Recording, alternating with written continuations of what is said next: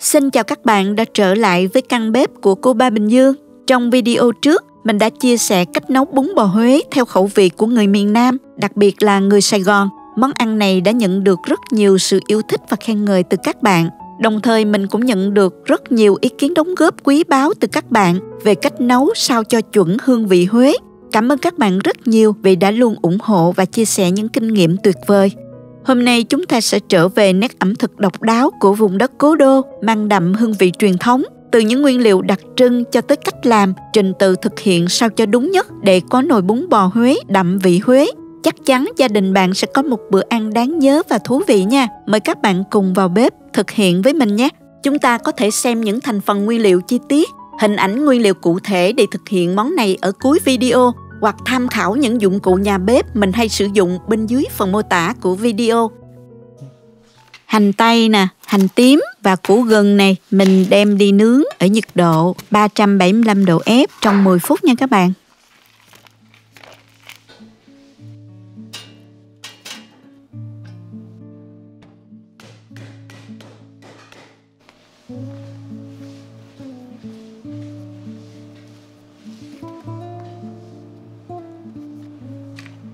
Nguyên liệu chính để nấu nước lèo bún bò gồm có xương bò, thịt bắp bò. Mình có thể thêm nạm bò nếu thích nha.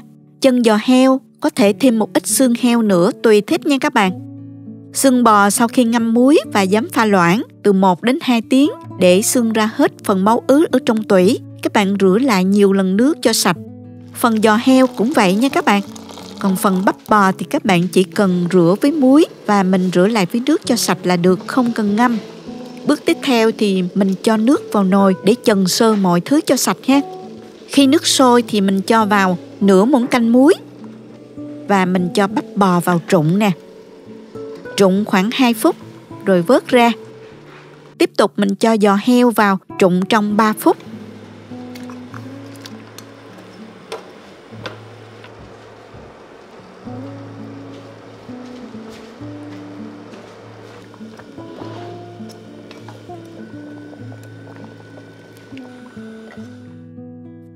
Rồi vớt giò heo ra.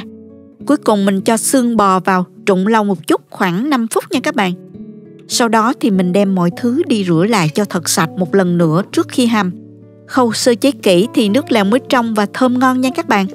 Bây giờ thì mình đi hầm xương nha. Vì xương bò hầm rất lâu nên mình sẽ hầm với nồi áp suất điện để rút ngắn thời gian nha. Mình cho xương vào nồi. Tiếp theo mình cho vào nồi khoảng 2,5 lít nước. Thêm vào 1/3 muỗng canh muối và 15 gram đường phèn, nửa củ hành tây nướng, gừng nướng và sả đập dập. Đậy nắp lại, khóa van và mình nấu trong 40 phút nha các bạn. Nếu có thời gian thì các bạn nên bấm chế độ slow cook. Mình nấu chậm trong từ 3 đến 4 tiếng để xương ra hết chất ngọt nhé.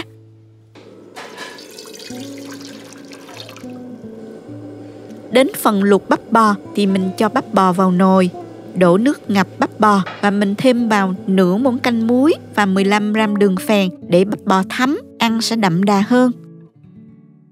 Thêm vào đây hành tây nè, gừng và 3 tép sả đập dập. Luộc đến khi bắp bò mềm nhé.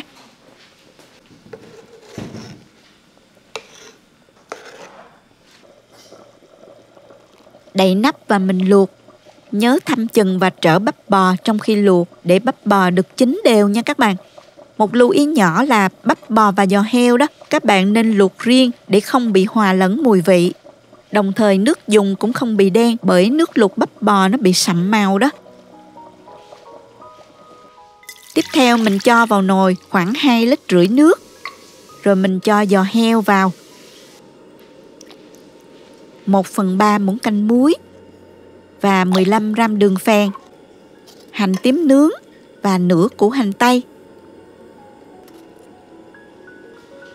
Mở lửa lớn cho nước nhanh sôi, hớt bọt cho sạch. Sau đó các bạn hạ lửa trung bình thấp để ninh ha. Trong thời gian hầm giò thì các bạn nên thăm chừng và hớt bọt để nước dùng được trong nha.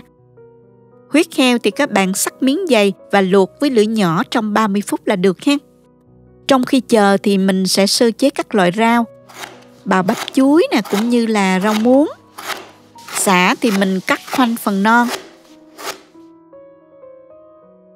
rồi cho vào cối xay nhuyễn.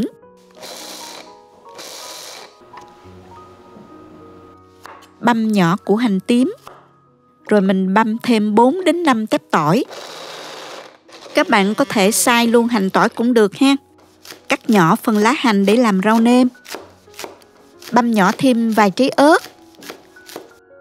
Rồi mình cắt thêm một ít rau răm nữa nha. Cho vào nồi 2 muỗng canh mắm ruốc. Mình dùng mắm ruốc Huế luôn cho chuẩn vị Huế nha các bạn. Bạn có gì thì mình dùng đó cho tiện ha. Mình cho vào đây 300ml nước, khuấy tan và mình mở lửa nhỏ, nấu cho mắm sôi riu riu trong 1 phút. Rồi mình tắt bếp.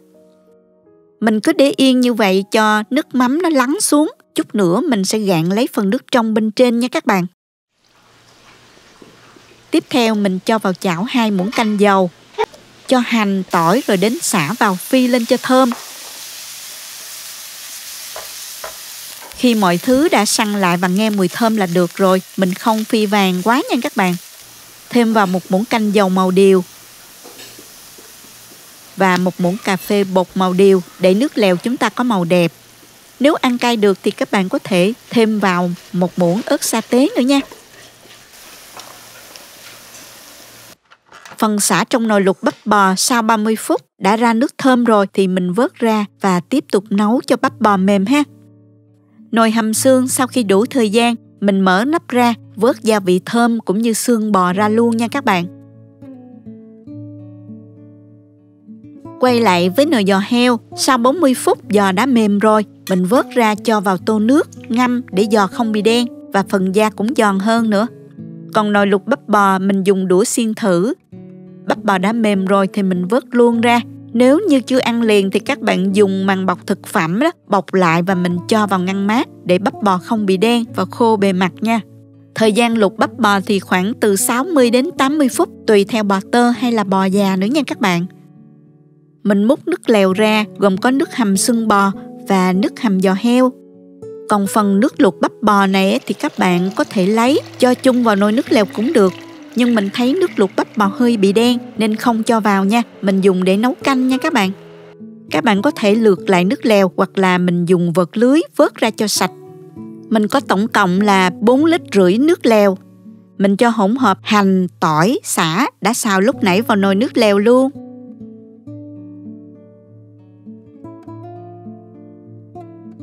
Rồi mình nêm lại cho vừa ăn. Trừ những gia vị như đường phèn, muối đã cho vào lúc hầm xương và giò heo thì mình nêm vào đây 1 chén nước mắm ruốc đã lắng trong đó.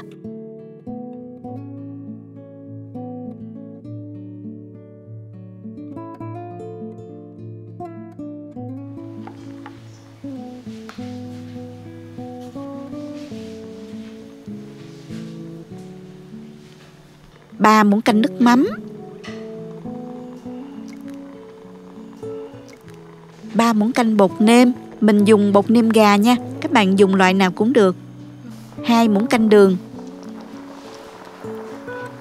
nửa muỗng canh bột ngọt. Khuấy đều và mình nếm lại cho vừa khẩu vị gia đình ha. Mình nêm đậm đà một chút để khi cho bún và rau vào sẽ không bị nhạt nhẽo nha các bạn. Bây giờ bắp bò đã nguội rồi, mình xắt ra luôn nè.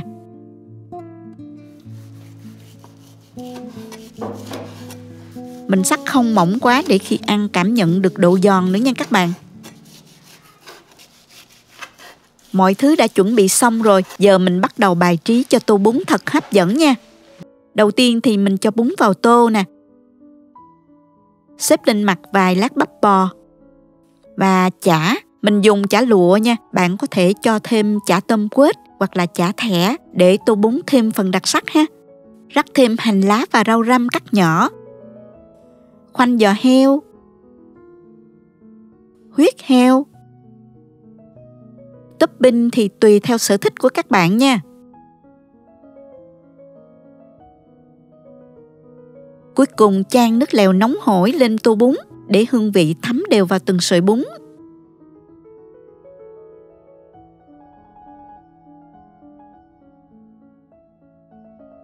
Đừng quên cho ớt sa tế để tạo thêm độ cay và màu sắc hấp dẫn nữa nha. Rồi mình thêm rau muống bào nè, bắp chuối bào, giá và một ít rau thơm. Thêm một chút chanh và ớt tươi cho đúng điệu nữa nha. Tô bún này phải 2 người ăn mới hết đó nha. Thưởng thức thôi nào. Nước lèo có vị ngọt đậm đà, thơm nhẹ mùi mắm ruốc và sả, cay nồng của ớt sa tế. Vừa ăn vừa hít hà mới thú vị nha. Bún kết hợp với rau tươi giòn, thêm gia vị chan chát của bắp chuối bào, thơm của rau răm nữa, thật là hoàn hảo. Bắp bò mềm giòn, giò heo, thịt mềm thơm, gân giòn sần sật, rất thích. Chúc các bạn nấu bún bò Huế thật ngon cho gia đình vào dịp cuối tuần. Cảm ơn các bạn đã theo dõi video. Nếu thích cách mình chia sẻ, nhớ gửi cho bạn bè cùng xem, bấm like và đăng ký kênh để xem nhiều món ăn mới của mình. Nếu thấy video thực sự hữu ích, bạn có thể gửi tặng ekip thực hiện một ly cà phê bằng nút Super Thanks hình trái tim ngay bên dưới video. Các bạn cũng có thể truy cập website cobabình-dương.com để xem công thức nấu ăn dưới dạng bài viết. Chào tạm biệt và hẹn gặp lại các bạn trong video kỳ tới nha!